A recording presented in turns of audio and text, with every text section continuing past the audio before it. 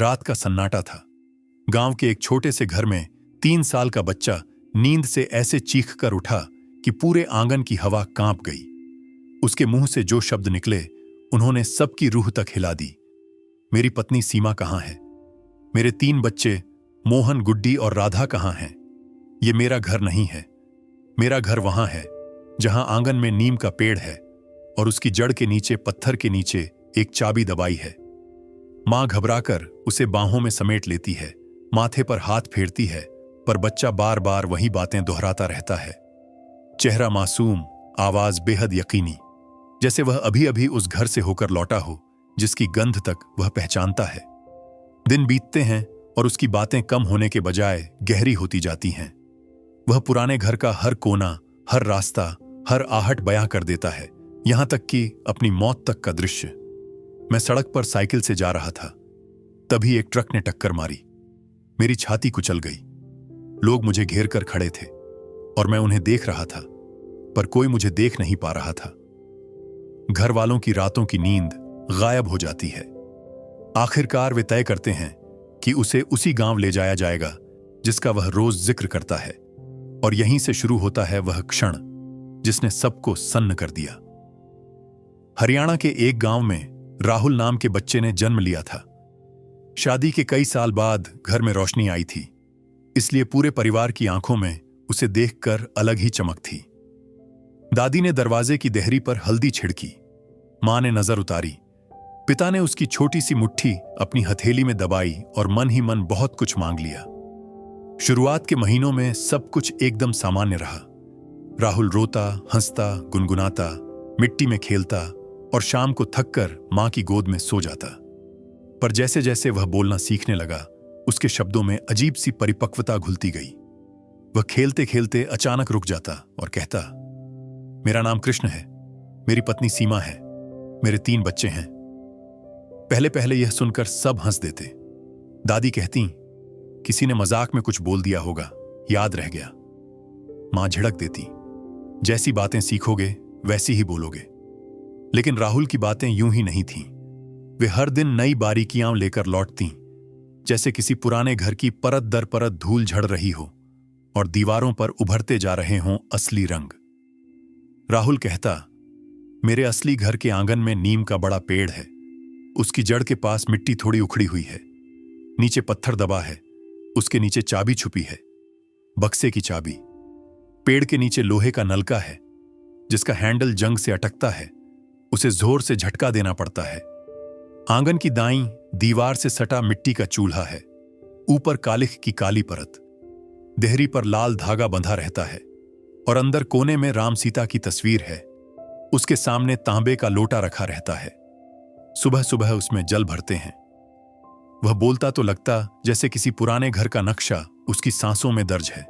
वह केवल बता नहीं रहा, उस घर के भीतर चल रहा है। मां का दिल इन बातों से धक धक करने लगता।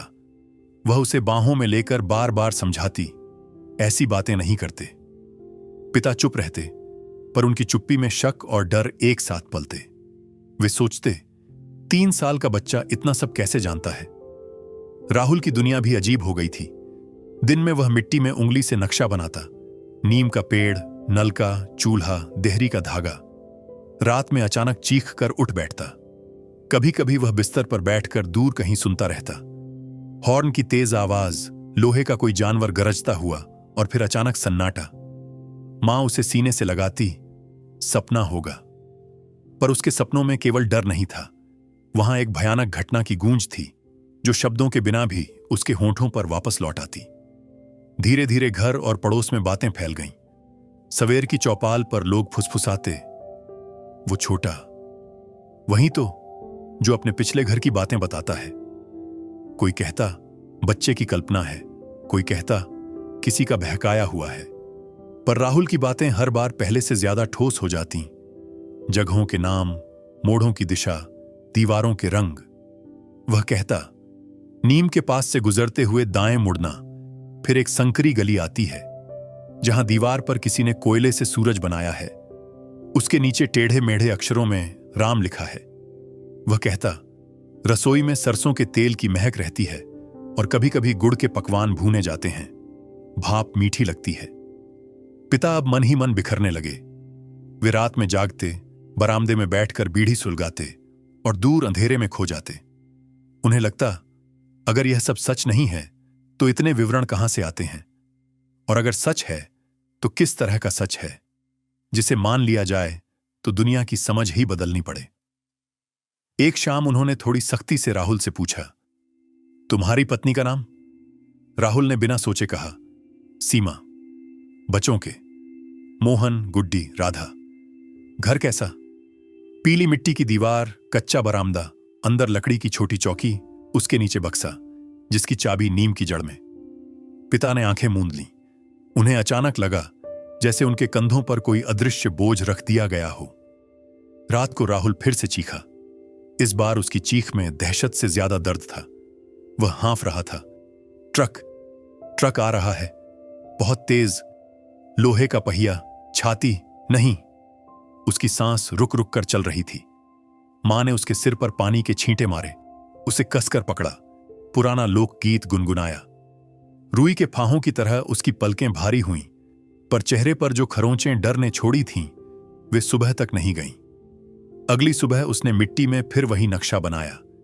इस बार थोड़ी दूर एक चौराहा जिसके किनारे टूटा बिजली का खंभा। यहां से बाएं नहीं, दाएं मुड़ना, वह बोला। दाएं मुड़ते ही गली पतली हो जाती है, दीवारें करीब आ जाती हैं और धूप कम हो जाती है। दादी, जो कल तक इन बातों पर डांट देती थीं, आज उसके पास बैठकर चुपचाप सुनती रहीं। उनकी आंखें धुंधली थीं, पर निगाहें तेज। उन्होंने धीरे से कहा, अगर यह बच्चा सच बोल रहा है तो उसके भीतर कोई अनकही बात बंद है, उसे खोलना पड़ेगा। पड़ोस में बैठे एक बुजुर्ग ने भी सिर हिलाया। कभी कभी कोई आत्मा कुछ अधूरा छोड़ देती है, तभी तो लौट लौट कर एक ही दहलीज पर खड़ी रहती है। पिता ने आखिरकार ठान लिया। उन्होंने सड़क किनारे खड़ी पुरानी बस की ओर देखते हुए निर्णय लिया कि सच्चाई का सामना करना ही होगा। उन्होंने अगले हफ्ते की सुबह तय की, राहुल को लेकर उस गांव चलेंगे जिसे वह अपना घर कहता है। यह फैसला सुनकर मां की आंखें भर आईं, डर और उम्मीद के बीच फंसी हुई आंखें। उन्होंने अलमारी से छोटी पोटली निकाली, उसमें कपड़े समेटे, लोटा भरा और राहुल की कलाई पर काला धागा बांध दिया। दादी ने दहलीज पर गूंगा सा आसमान देखा और मन में प्रार्थना की, जो सच है वह सामने आए, जो भ्रम है वह यहीं रह जाए। उस रात राहुल ज्यादा शांत सोया, जैसे किसी ने भीतर की लहरों पर हाथ रख दिया हो। सुबह होते ही घर में जल्दी जल्दी की आहटें भर गईं। पिता ने टिफिन बांधा, मां ने पराठे बनाकर एक कपड़े में लपेटे, दादी ने दीपक में थोड़ी सी बाती बची रहने दी। आंगन में हल्की धूप आ चुकी थी, नीम के पत्ते सरसराए और दूर से बस के हॉर्न की पतली सी आवाज हवा को चीरती हुई आई। राहुल ने दरवाजे की कुंडी पर हाथ रखा, जैसे किसी बहुत पुराने दरवाजे की याद उसके हाथों तक उतर आई हो। उसने बिना कुछ कहे पगडंडी की ओर कदम बढ़ाए, हल्के पर किसी अदृश्य भरोसे से भरे। बस स्टैंड तक पहुंचते हुए पगडंडी मिट्टी की लकीरों में टूटती जुड़ती रही। रास्ते भर राहुल की नजरें जमीन पर नहीं, कहीं और थीं, जैसे वह इस गांव के पीछे छुपे किसी और गांव को देख रहा हो। पिता ने टिकट लिए, मां ने राहुल को गोद में उठाया, दादी ने खिड़की के पास सीट पर बैठते ही किसी पुराने भजन की पंक्तियां होठों में दबा लीं। बस ने झटका खाया, पहिए घूमे और घर की देहरी धूल में छूटती चली गई। राहुल ने खिड़की से बाहर झांका, खेत, क्यारियां, सरसों की हल्की सुगंध और दूर दूर तक फैला वो आकाश जिसमें अनगिनत कहानियां उड़ती रहती हैं। उसके होठों पर एक धीमी सी मुस्कान आई, ऐसी मुस्कान जैसे कोई यात्री अपने ही घर लौट रहा हो, भले ही कोई उसे अभी समझ ना पा रहा हो। बस चलती रही, मील के पत्थर पीछे की ओर भागते गए। राहुल ने अचानक खिड़की की सलाख पर उंगली फेरकर एक नक्शा बनाया। 2 मोड़, एक संकरी गली, नीम का पेड़। उसने बहुत हल्की आवाज में कहा, पहले दाएं, फिर बाएं, फिर दाएं। और फिर उसके शब्द हवा में घुल गए, पर पिता तक पहुंच गए। पिता ने उसका चेहरा देखा, उम्र 3 साल, लेकिन आंखें किसी पुराने थके हुए यात्री की, जिसने बहुत दूर का रास्ता अकेले तय किया हो। मां ने उसका माथा चूमा और सीने से लगा लिया।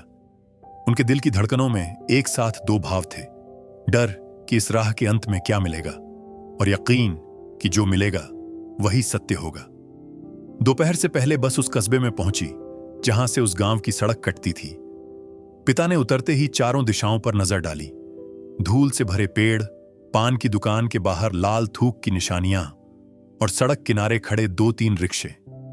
राहुल ने बिना रुके दाएं ओर इशारा किया, इधर। उसके कदम तेज हो गए, जैसे जमीन उसे अपने आप आगे धकेल रही हो। पिता, मां और दादी उसके पीछे थे, और उनके पीछे किसी अनदेखे समय की परछाइयां जो धीरे धीरे इस यात्रा में शामिल होने लगी थीं। राहुल अब सबसे आगे था।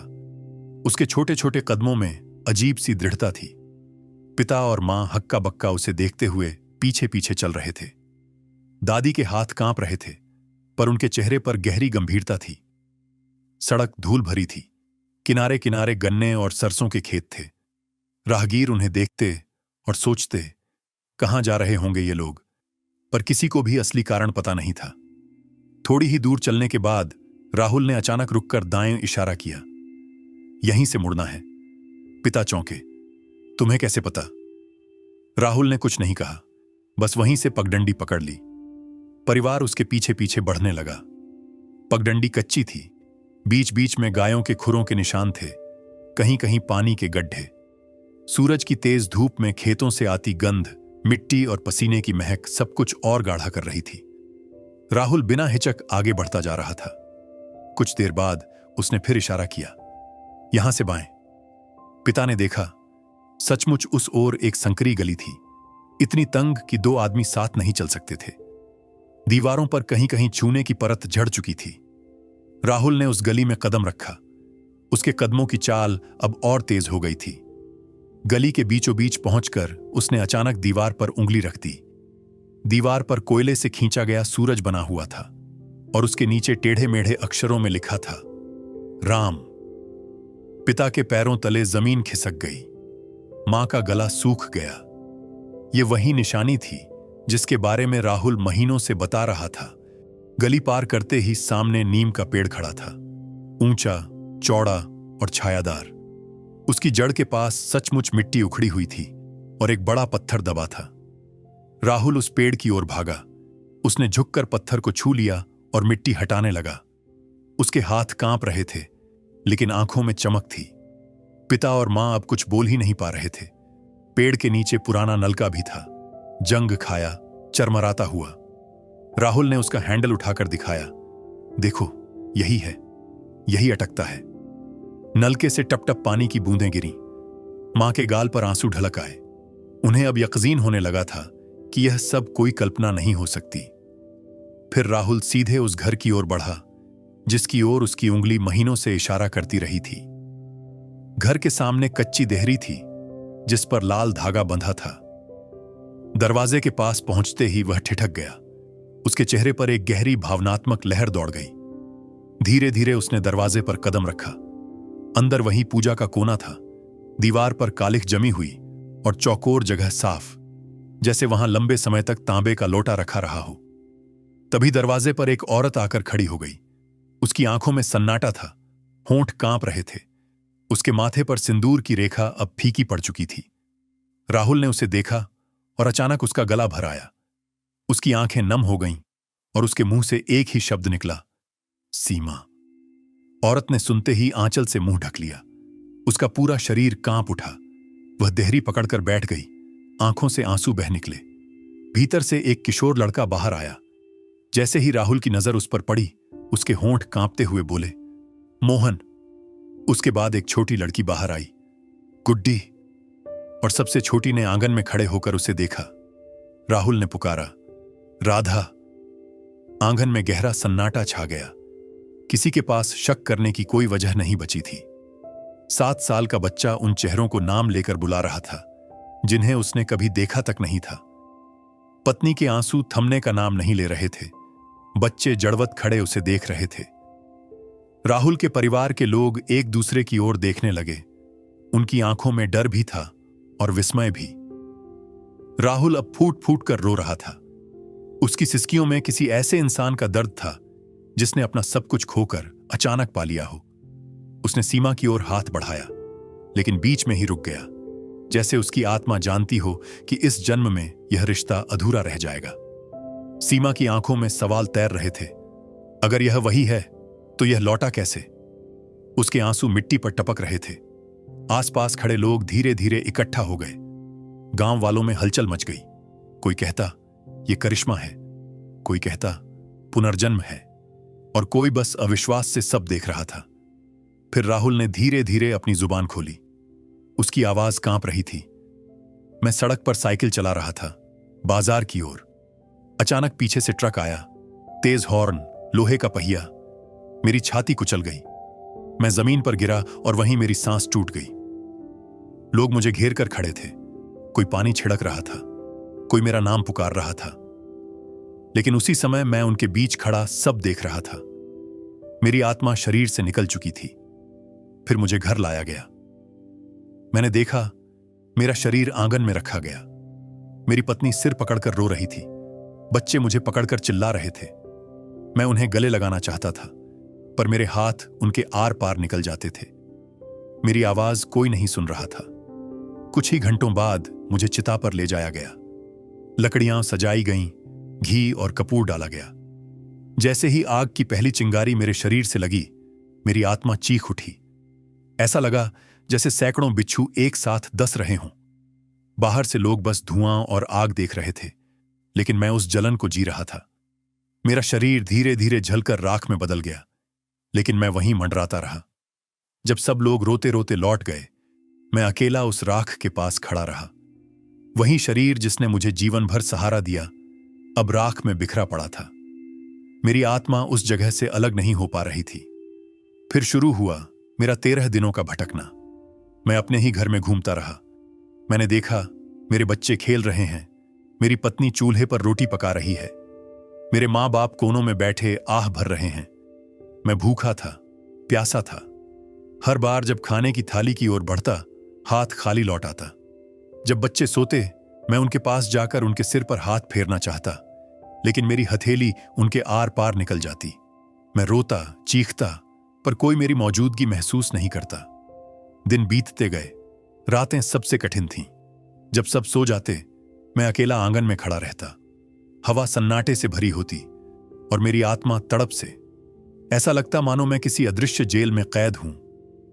13वें दिन जब मेरे नाम से पिंडदान हुआ, तभी पहली बार मुझे हल्की सी शांति महसूस हुई, जैसे किसी ने मेरे पैरों की जंजीरें खोल दी हों। उसी समय मुझे लगा कि अब मुझे घर छोड़कर आगे बढ़ना होगा। उस दिन से मेरी असली यात्रा शुरू हुई। 13वें दिन के बाद मैं एक अंधेरी राह पर खिंचता चला गया। वहां कोई रोशनी नहीं थी, बस धुएं और परछाइयों से भरा हुआ रास्ता। चारों ओर कराहों की आवाजें थीं। आत्माएं उस राह पर भटक रही थीं। मैं भी उनके बीच चल रहा था, डरा हुआ, कांपता हुआ। कुछ दूरी चलने पर मेरे सामने एक नदी आई। उसका पानी काला और गाढ़ा था। उसमें बदबू और डर भरा हुआ था। आत्माएं उस नदी को पार करने की कोशिश कर रही थीं, लेकिन पापों का बोझ उन्हें नीचे खींच रहा था। मैं भी कांप रहा था, पर किसी अदृश्य शक्ति ने मेरा हाथ थाम लिया और मैं उस नदी को पार कर गया। उसके बाद कई दिनों तक मैं अंधेरी सुरंगों से गुजरता रहा। वहां दिन रात का कोई फर्क नहीं था, सिर्फ धुंधला धुआं, डरावनी फुसफुसाहटें और परछाइयां। कभी लगता कोई मुझे पीछे से धकेल रहा है, कभी कोई मेरा रास्ता रोक लेता है। मेरी आत्मा थकने लगी थी। फिर एक समय ऐसा आया जब मुझे इतनी भूख और प्यास लगी कि मैं तड़प उठा। मेरा गला सूख गया, मुंह जल रहा था, मैं गिरने ही वाला था। तभी मुझे हल्की सी राहत मिली। बाद में समझा, मेरे घरवालों ने मेरे नाम से जल और अन्न अर्पित किया था। वह अर्पण वहां तक पहुंच रहा था। आगे चलकर मुझे अपने ही कर्मों का सामना करना पड़ा। जिनसे मैंने कभी बुरा किया था, उनकी परछाइयां मेरे सामने खड़ी थीं। वे मुझे धक्का देतीं, गिराने की कोशिश करतीं। उनकी आंखें मेरे दिल को चीर देतीं। मैं चीखता, पर कोई सुनता नहीं। तभी मेरे कुछ पुण्य सामने आए। जिनसे मैंने भलाई की थी, वे मुझे संभालने लगे। वही मेरी ढाल बन गए। अगर वे न होते तो मैं उस रास्ते पर टिक ही नहीं पाता। कुछ दिनों बाद मैं एक विशाल द्वार के सामने पहुंचा। उसके आगे एक पुल था, जिसके नीचे आग की लपटें उठ रही थीं। आत्माएं कांपते हुए उस पुल से गुजर रही थीं। जिनके पाप भारी थे वे बीच में ही गिरकर जलने लगीं। मैं भी कांप रहा था। मुझे लगा मैं गिर जाऊंगा, लेकिन किसी ने मेरा हाथ थाम लिया और मैं कांपते हुए उस पुल को पार कर गया। इसके बाद मुझे एक बहुत बड़ी सभा में ले जाया गया। वहां अनगिनत आत्माएं खड़ी थीं। सामने एक दिव्य स्वरूप था जिसके पास हर आत्मा का पूरा लेखा था। मेरी बारी आई तो मैंने देखा मेरे जीवन का हर काम वहां खुल गया। हर अच्छा बुरा कर्म सामने था, यहां तक कि वे बातें भी जिन्हें मैंने जीवन में किसी से छुपाया था, वहां सब सामने आ गया। फिर मुझे और आगे ले जाया गया। वहां एक विराट सिंहासन था। उस पर बैठा स्वरूप न्याय कर रहा था। उसकी आंखें कठोर भी थीं और दयालु भी। उसने मुझे देखकर कहा, तेरे कर्म संतुलित हैं। न तू स्वर्ग का अधिकारी है न नरक का। तुझे फिर मनुष्य जन्म दिया जाएगा। उसकी आवाज गूंजती रही। मैं कांप उठा, लेकिन साथ ही मेरे भीतर उम्मीद भी जागी। मुझे लगा शायद यह दूसरा अवसर मुझे सुधारने के लिए मिला है। इसके बाद मुझे एक उज्जवल मार्ग पर ले जाया गया। वहां बहुत सारी आत्माएं थीं। किसी को पशु जन्म मिला, किसी को पक्षी, किसी को मनुष्य। मुझे भी दिखाया गया, ये तेरे नए माता पिता होंगे, यह तेरा नया घर होगा। यह देखकर मेरी आत्मा सन्न रह गई। फिर अचानक मुझे गहरे अंधकार में धकेल दिया गया। वह अंधकार गर्भ था। वहां घुटन थी, गर्मी थी और पीड़ा थी। मैं 9 महीने उसी अंधेरे में रहा।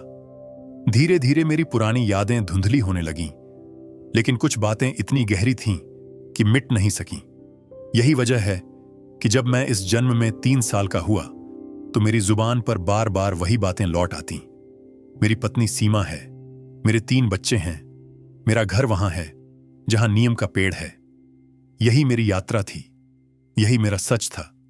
तो कैसी लगी आपको ये सच्ची पुनर्जन्म की कहानी? हमें कमेंट करके जरूर बताएं। और आप आने वाली वीडियो किस टॉपिक पर चाहते हैं, हमें कमेंट भी जरूर करें ताकि हम आपकी पसंद की वीडियो बना सकें।